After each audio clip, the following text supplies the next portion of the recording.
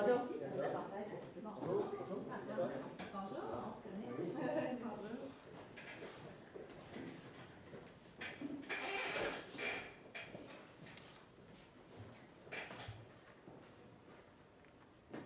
Donc, équipe numéro G4 pour le cas Aubois Inc. de management universitaire. Je vais commencer par vous lire les instructions du cas, puis ensuite je vais laisser les juges se présenter. Vous allez disposer de 15 à 20 minutes pour présenter votre solution au juge. Le temps va commencer à s'écouler à partir du moment où un des membres de l'équipe va parler. Je vais vous montrer le temps restant à l'aide des cartons. Donc, il va y avoir des cartons comme ça ici, 10 minutes, 5 minutes, 3 minutes, 1 minute et 30 secondes. Puis les 10 dernières secondes, je vais vous les indiquer avec mes doigts. Si un des membres de l'équipe continue à parler à la fin du décompte, je vais le signifier, la présentation va être terminée. Si vous faites moins de 15 minutes, il y aura une pénalité d'1 point par 30 secondes manquantes. À la fin de la présentation, les juges vont bénéficier d'une période de questions de 5 minutes. Ils vont pouvoir vous demander des éclaircissements concernant votre solution. Il n'y aura aucun décompte pendant la période de questions. Si le 5 minutes se termine pendant que vous êtes en train de répondre, je vais vous laisser terminer la réponse, puis ensuite vous allez pouvoir quitter. Les juges peuvent maintenant se présenter. Bonjour, je m'appelle Claudia Gabrielle Fortin, je suis professeure au Cégep Garneau en technique administrative.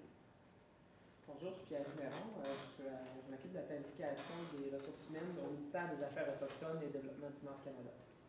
Bonjour, Sarah Dumonroy, consultante généraliste en ressources humaines chez Proxima Centrerie, une firme de consultants. Chez Presco, on se fait régulièrement demander par des clients, des directeurs, des chefs d'entreprise, qu'est-ce qu'il va faire, combien ça va coûter, imaginez-vous combien ça va coûter de former des gens qui vont partir par la suite, qui vont inévitablement partir dans une autre entreprise. On leur répond toujours la même chose. Combien ça va coûter de ne pas les former et qu'ils demeurent dans notre organisation? Chez Presco, Simon Chrétien, qui est à la direction du marketing, Jérémy Guy, spécialiste au niveau de la production et des processus, et Christophe, moi-même, au niveau des stratégies de gestion de ressources humaines. Aubois fait face à de nombreux enjeux actuellement. On a divisé notre stratégie en 3 volets. En fait, pour répondre au mandat, qui est de produire une stratégie permettant l'embauche de nouvelles ressources, le maintien d'un taux de roulement bas et la réussite du changement à venir dans le processus opérationnel. On va vous détailler les 3 stratégies. Juste passer. Donc, on a un plan ici d'agenda. On va commencer tout d'abord avec Simon qui va vous expliquer les enjeux auxquels votre entreprise fait face. Donc, pour les enjeux, Aubois fait face à un manque flagrant de rayonnement. L'entreprise qui a débuté il y a plus de 30 ans, en fait, manque aujourd'hui de rayonnement autant à l'intérieur du Québec qu'à l'extérieur, et ça affecte les ressources humaines, autant au recrutement qu'au niveau de la visibilité par rapport à ses concurrents. La difficulté de recrutement ressort directement de ce manque de rayonnement-là.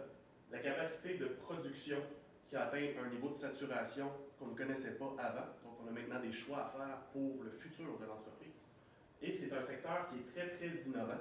Le secteur, on rappelle, de Aubois, qui est le développement et la production sur mesure d'armoires et de meubles de bois de qualité supérieure.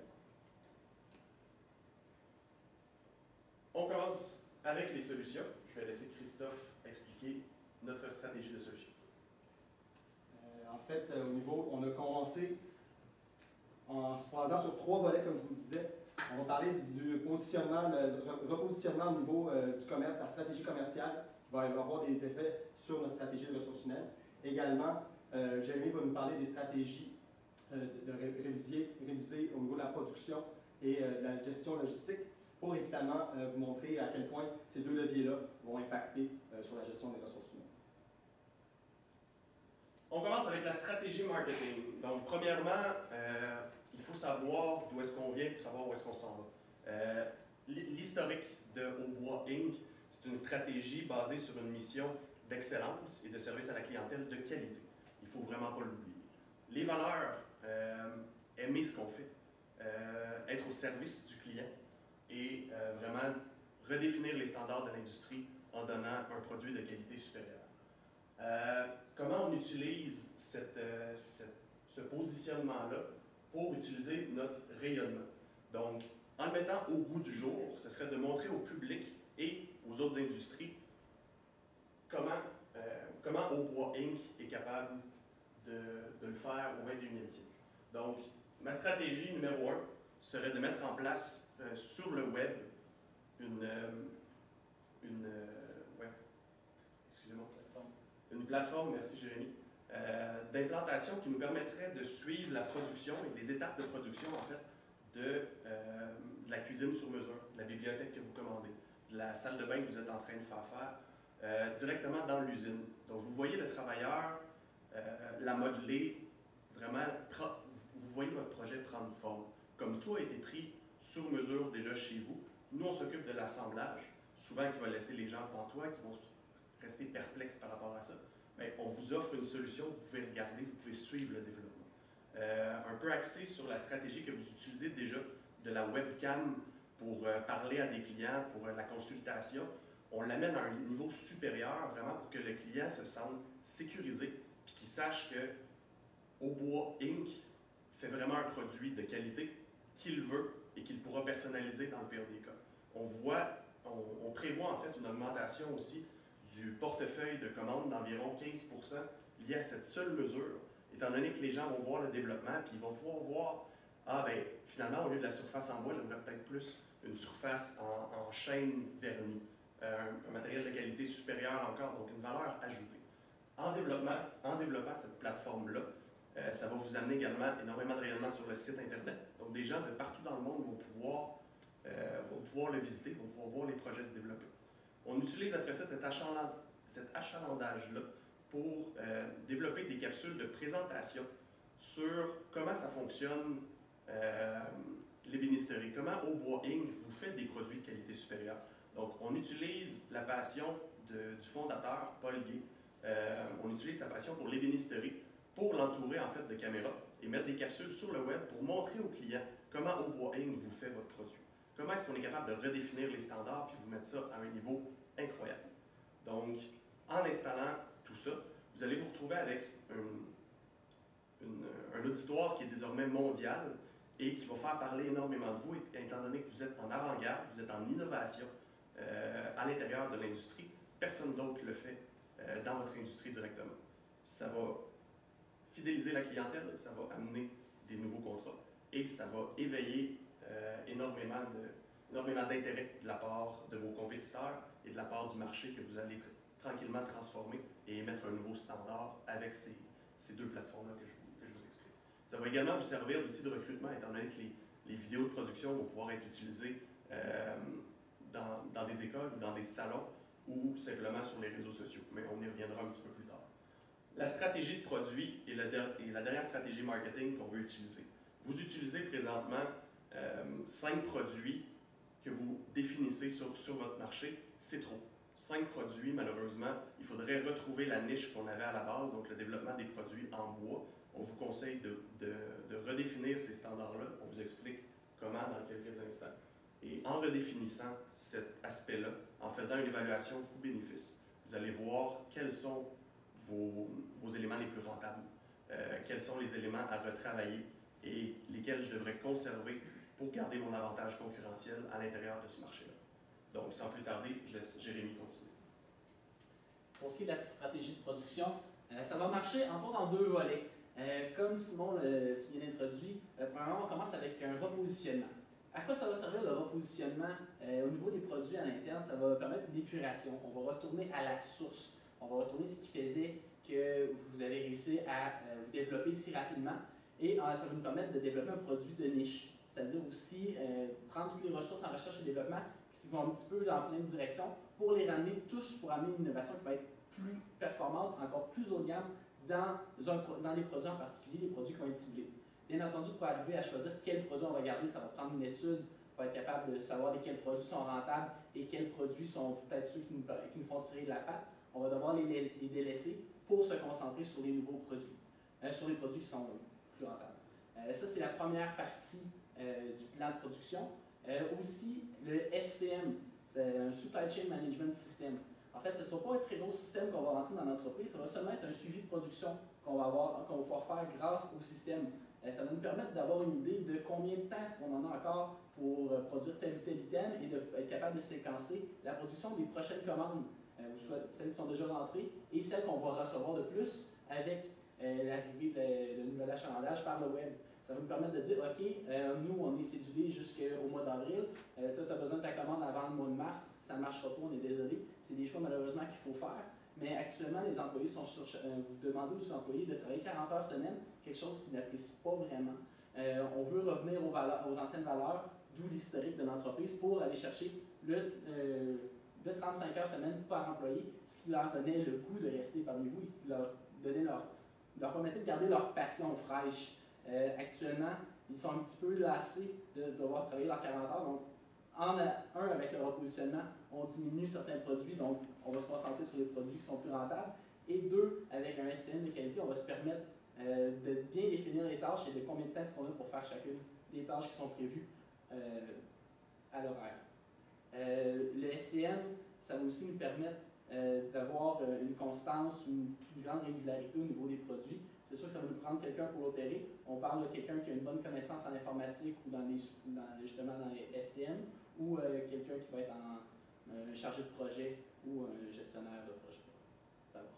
Pour ce qui est du troisième partie du volet stratégique, je laisse la parole à Christophe. C'est maintenant. Ça fait déjà quelques minutes qu'on vous parle de stratégie de marketing, de stratégie de production. On est rendu au moment de la présentation où on vous explique de quelle façon ça va avoir des retombées sur les stratégies de ressources humaines, de quelle façon ça va être des leviers au service de nos stratégies de ressources humaines. En fait, on l'a dit tout à l'heure, on va repositionner, on va réduire un peu notre offre de services, notre offre de produits, qui va pouvoir nous permettre de retomber à une 35 heures semaine. Ce qu'on sait déjà, c'est que ce 35 heures-là donnait de la satisfaction au niveau des employés. À l'époque, on était à 35 heures, le moral était élevé, donc il y avait de la satisfaction à ce niveau-là. On était également en mesure d'offrir des solutions de conciliation travail-famille, ce qui est plus difficile à faire au niveau d'un 40 heures. Ensuite, pour la production, en optimisant et en réingénierant un peu notre façon de produire, on optimise notre capacité de production et le 35 heures est vraiment réaliste. Donc, en réduisant nos heures de produits, en optimisant notre production, on vient solutionner le niveau de la problématique de rétention de personnel, qui était un des volets du mandat. Et ça vient de réduire finalement le taux de roulement. Ensuite, lorsqu'on s'attarde à la problématique de l'attraction de personnel, on l'a dit tout à l'heure, c'est un marché qui est très féroce, très concurrentiel, on s'arrache la main-d'œuvre. Qu'est-ce qui va faire que les gens vont venir chez nous? Encore une fois, on va redéfinir un peu notre marketing RH, donc revenir encore une fois aux sources, l'historique, les valeurs de l'entreprise. Pourquoi les gens on a un faible taux de roulement, donc les gens demeurent à l'organisation et ils aiment ça. Donc, en sondant, en s'intéressant à qu'est-ce qui fait que ces gens-là demeurent dans l'organisation, bien, ça n'intéresse pas seulement ces personnes-là, nos employés, ces valeurs-là, il faut les communiquer. Donc, on va parler d'un volet de marketing RH, être en mesure de communiquer nos valeurs. On parle également de transparence et d'authenticité, puisque avec nos vidéos qu'on a conçues pendant la présentation, pendant le volet stratégique et marketing, on est en mesure d'être plus transparent, de communiquer qu'est-ce qui se passe directement dans l'entreprise et même ajouter ça à nos offres d'emploi, c'est-à-dire mettre un lien sur nos offres d'emploi pour accéder à cette vidéo-là, à ces streaming live-là, qu'est-ce qui se passe dans l'organisation. On est en mesure de communiquer rapidement les valeurs de notre entreprise et d'attirer les bonnes personnes à l'intérieur. Ensuite,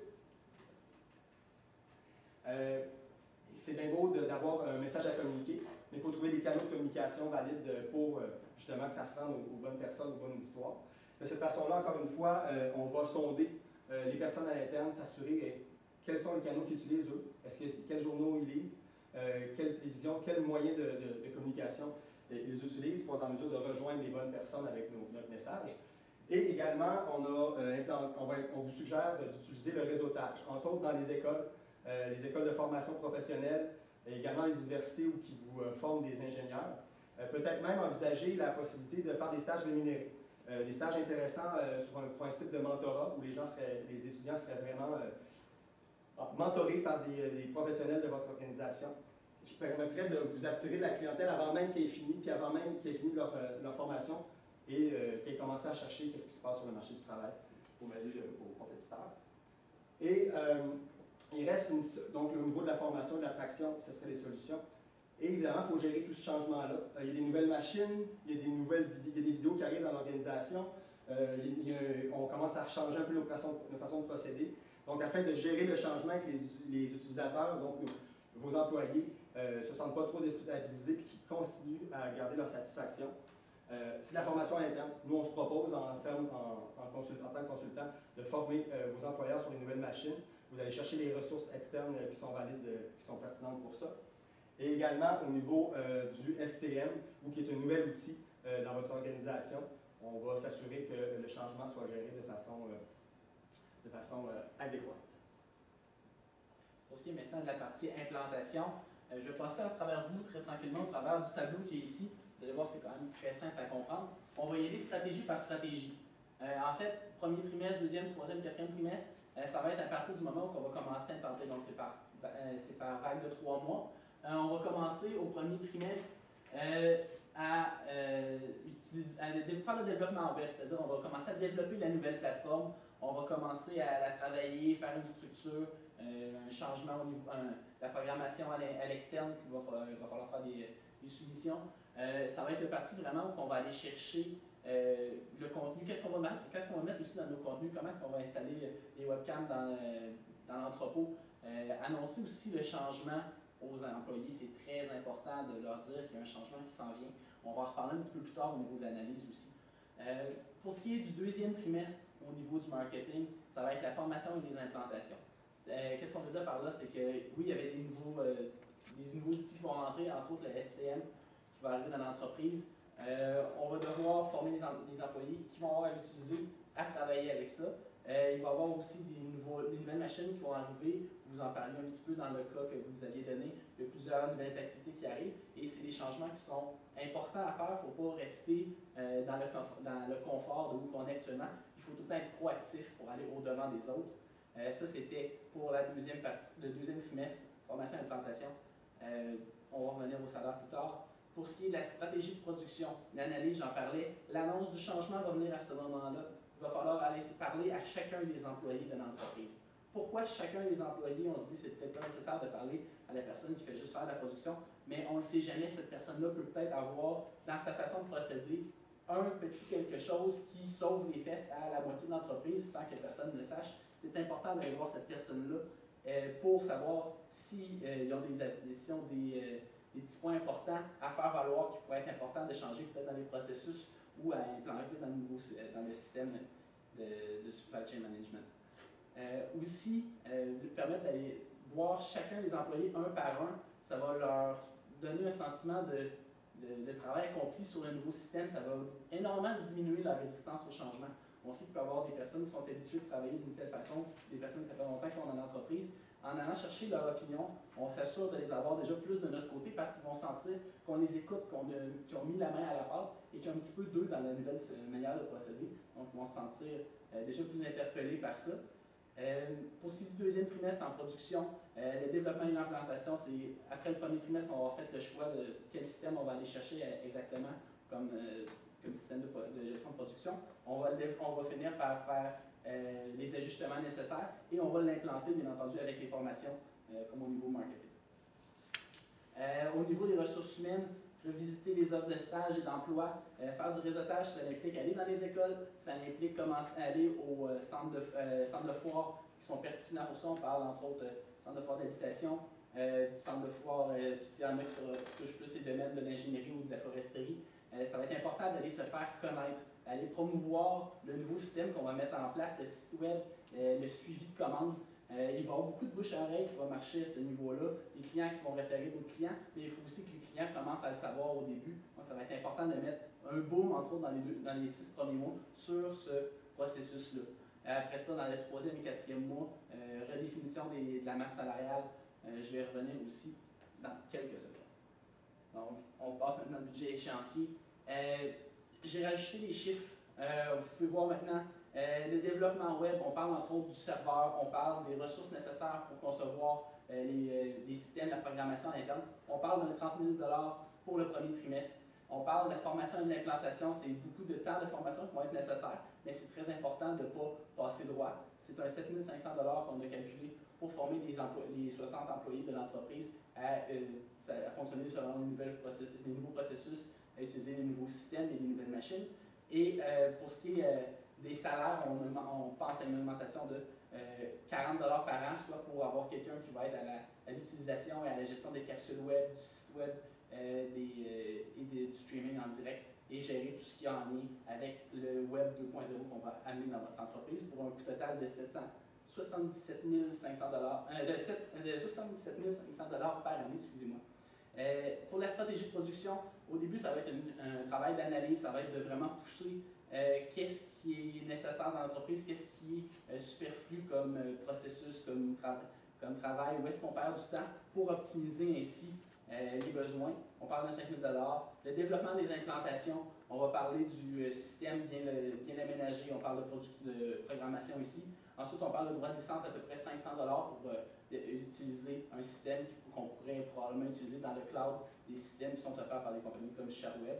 On parle de 30 500 $ par année. Et pour ce qui est de la stratégie ressources humaines, on va parler de la refonte d'offres, du travail beaucoup en ressources humaines de 20 000 $ et un ajustement de la masse salariale de 120 000 pour rester compétitif dans le marché, soit 140 000 $ pour les ressources humaines, pour un grand total d'un peu moins de 250 000 $ d'investissement qui vont vous permettre de revenir à la source, qui vont vous permettre de revenir des piliers et de répondre à tous les enjeux qu'on a mentionnés au début, les points importants à prendre en compte et les difficultés.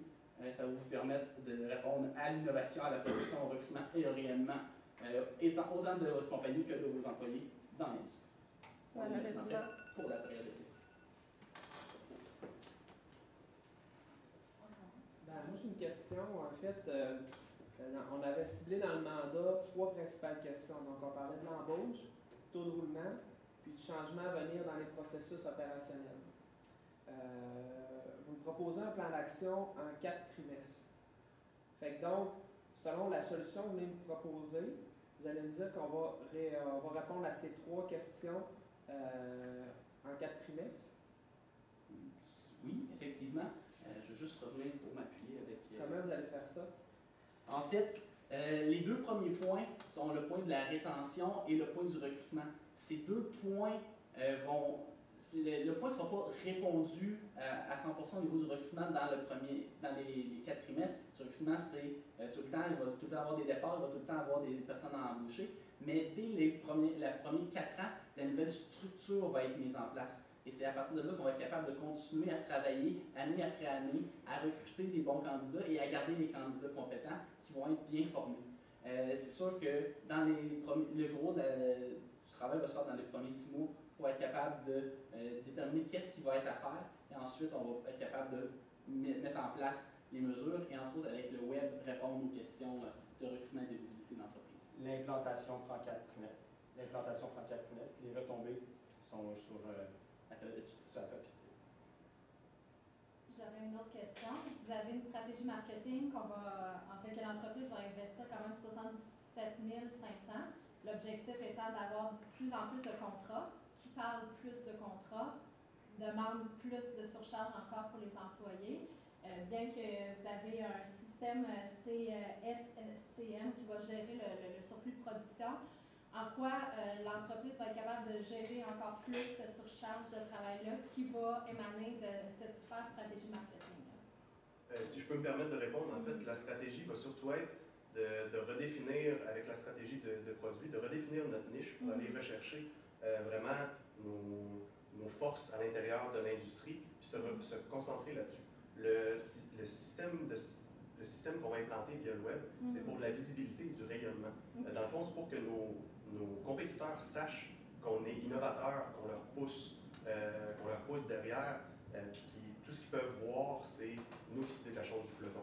On veut voir les universitaires, voir la qualité de produit qu'on va faire, puis se dire, moi je veux aller travailler pour Bois Inc. Le salaire ne m'intéresse plus ou moins, c'est pas un critère des plus importants pour moi. Moi, je veux une compagnie qui est innovante, je veux quelque chose de dynamique, puis je veux aller travailler pour une compagnie qui est à l'avant-garde, qui est à l'innovation. Les contrats que ça va amener, c'est sûr que c'est un over-problème, mais à ce moment-là, on est capable de le gérer, étant donné qu'on se dote d'un système SCM, surtout pour ça, mais étant donné qu'on s'en va chercher une niche de consommateurs qui est un peu plus pointue, ça va également très très bien gérer, tout en gardant la fonction à l'intérieur de l'usine à plein emploi. permettre, Simon également, on a identifié, ce que j'entends dans votre question, c'est que le problème au niveau de la capacité de production. Il est vraiment là le problème. Et vous avez une belle machine qui fonctionne super bien, les commandes rendent même, comme dit, un heureux problème.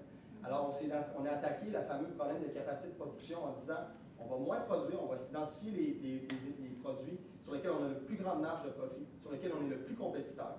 Concentrons-nous sur ceux-là.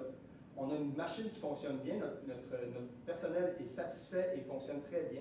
Donc, concentrons-nous sur les actifs qu'on a qui fonctionnent en éliminant ceux sur lesquels on peut couper dans le gras, si je peux m'exprimer comme ça. Le but est vraiment de démontrer le talent et le savoir-faire, le côté innovateur de la compagnie. C'est ce qui a fait notre nom depuis 1982. C'est ce que les fondateurs veulent, c'est ce qu'on offre avec un produit de portée. En tenant compte du contexte où il n'y a pas beaucoup d'employés, on s'arrache la main-d'œuvre, plutôt que de vouloir voir grand et de ne pas être capable de fournir. Concentrons-nous, c'est ça la stratégie marketing, concentrons-nous sur ce qu'on est capable de produire et en gardant le moral élevé de nos employés. Est-ce que ça répond? Merci beaucoup. beaucoup. Merci.